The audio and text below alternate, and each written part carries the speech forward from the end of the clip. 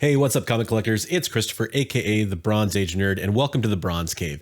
In this video, I want to talk about the top 5 hot comic books that are on the trending lists that I will not be collecting this week. So before I get to the first pick, before we get to today's video, I want to thank the sponsor, Comic Barricade. Comic barricades are a fantastic solution to a problem I bet you've had before. Have you ever had your comic books lean or fall over inside a comic book box that wasn't completely full?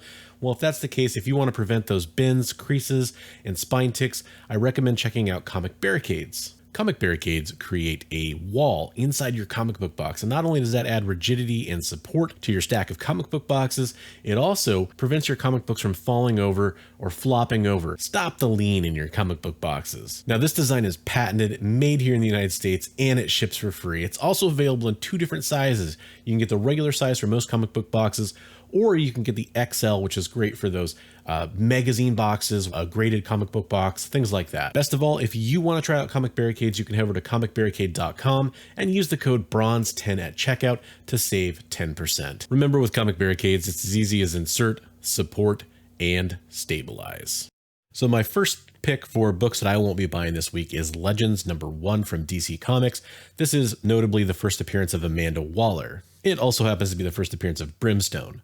So according to Key Collector in the Trending 20, this is going to be trending because we have an Amanda Waller TV series that's rumored to be in production. Or more accurately, a Peacemaker spinoff that's going to include Viola Davis reprising her role as Amanda Waller, which, by the way, is a great casting. But the problem I have with this book is we've seen that version of Amanda Waller multiple times.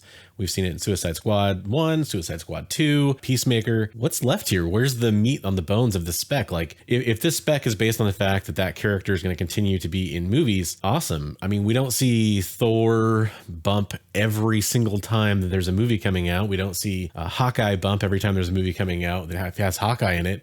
It just doesn't happen. And let's be honest, DC isn't Marvel, and also, no offense to Amanda Waller, before she has a Suicide Squad rush the door and kill me, Suicide Squad isn't going to be the same as Thor or Iron Man or any of those major MCU characters where we don't even really see bumps with every single project that comes out. So I don't understand this one at all, and I can't buy into it. Now, as always, when I make these lists, people think these cheap books, this is a relatively cheap book, and they say, well, what if you find it for $1, Ben? I'll buy it. Yeah, of course. If you find it for under FMV, this list only relates to buying the current books at FMV. That's where I'm pumping the brakes. If you find a book for a lot cheaper, that's a completely different story. All right, so the number 4 book on the list will be Ronin #1, a fantastic book. There's no reason not to collect this book. However, I would hold off on collecting it right now. It's on the trending list right now because Frank Miller has announced that he's going to return and make comics related to Ronin, as well as Sin City, which sounds more exciting to me personally. Okay, Frank Miller is a controversial guy. There's still some fans of Frank Miller out there for sure. His recent body of work is not the same as his classic body of work.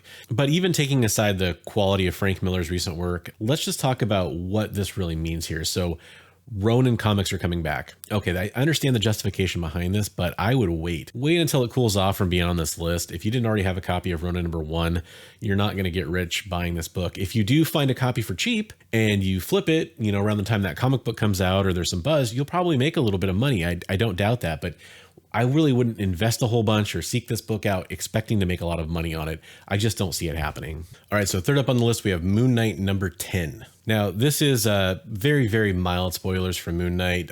Trust me, it's nothing like at the end of the show or anything like that. Now, this is popping off because you have a relationship between Khonshu and Mark Spector, and that makes perfect sense. I think this was an interaction that a lot of fans enjoyed. And that probably shows in the sales, but for speculation reasons, if you're looking at this book, I don't really know what you're getting out of this book. I think that long term, there's no real value here. Maybe when another Moon Knight project is finally announced, that we have some information about what's going to happen with the future of Moon Knight. Right now, I expect this book to cool off pretty steadily for a while. It's probably enjoying more success than it's had in a long time because of the show, but I expect that to basically cool off. So I would really recommend waiting on this book. I know if I'm looking for this book, it's going to be a while before I pull the trigger on it. Okay, so for the second pick, I do have to say that there are some Moon Knight spoilers. So I'll have bookmarks if you want to flip ahead to the #1 pick and avoid the spoilers. I'd recommend doing that now. Okay, we're clear now. So if you watched Moon Knight, you know that Harrow dies at the end of Moon Knight Season 1. Now, death is obviously something that is transitory in Moon Knight. there's a possibility this character will come back. But Fist of Khonshu #2, which is the first appearance of Arthur Harrow, has been a book that has gone up and down dramatically. I know I found a copy for cover price shortly after it popped off, and I didn't even hit this, I tried to flip it. I didn't even hit the spike where people were selling it for like $60 to $100. I had a newsstand copy and I think I sold it for like $35. And that's just, what it ended up going for. Everyone else was pretty saturated on this book at that point. So this goes to show that once these books that are relatively obscure, there's not very many of them up on eBay. Once those copies sell out, the book really jumps in price, and then people rush to list more of them. They find them. No one was tracking this book before it was revealed that Harrow was going to be in Moon Knight. So now there's a lot of copies out there. Moon Knight is probably going to come back in some capacity. It's possible that Harrow would come back in some kind of capacity. Maybe this was a way for him to become the new Moon Knight, but realistically, that's not going to happen. I mean, obviously, Khonshu wanted to stop Harrow, so he could come back as another avatar for another one of the gods. We could see that happen. I'd say that there's a decent chance that will happen, but I can't believe that if I was looking for this book, I wouldn't be able to find it for cheaper later on. I don't see that happening, and I wouldn't buy this book at the price it's at now. I think it's going to be trending down for a while. And the #1 pick is Batman Beyond the White Knight, #1, second print, 1 in 25. Okay, so this book's selling for crazy prices. It's getting close to $100 raw, and for a ratio 1 in 25, the normal going price before this book comes out is usually about $25 unless it's a key. So this is a key. It's the first cameo appearance, according to Key Collector, of a new female Robin. Stop me if you've heard that before. We've had several female Robins. We've had 10 Robins. I actually don't even know at this point, or Robin-like characters, 10 or 12 at this point, including, multiple alternate reality versions. Now, originally the reason this book popped off is because Sean Murphy said it's going to be scarce. The cover A for this book was going to be hard to get. Essentially, he said it was going to be underprinted. And so the book popped off, but I think it's already cooling down a little bit, or at least stabilizing at not a super high price. So this is a heavily ordered copy because that book was hot, of a 1 in 25 of the second print. There's no, if there's any rarity to be involved here, it's going to be on that A cover. And I'm pretty confident in saying that. So yeah, I'm not going to touch this book with a 10-foot pole. I'm going to stay clear away from it. If I am interested in this character at all, spoiler alert, I'm not, I would buy the A cover. So that's just me. Okay, so hopefully you enjoyed this list. Let me know what you thought about it in the comments down below.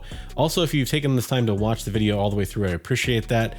Make sure to leave that comment, and then also check out my description. I have lots of ways down there that you could save some money on things like Gemini mailers, comic books over at Dangerous Waters Comics and more, and cleaning and pressing over at Turlock Comics, plus a link for Comic Barricades where you can save 10% by using my discount code. If you want to support me even further, you could become a channel member. I appreciate that. You could get entered to win a free comic book every month by becoming a channel member. You can also support me over on Ko-fi or Ko-fi, and you can follow any of my socials too. Instagram, you can go join my Discord. All that fun stuff really helps out. And it's kind of cool because then we can kind of connect and build a community, which I think is a lot more fun than asking you to like and subscribe in every video. So thank you so much, and I hope you guys have a wonderful day. And I want to remind you, as always, hey, hey, hey, hey.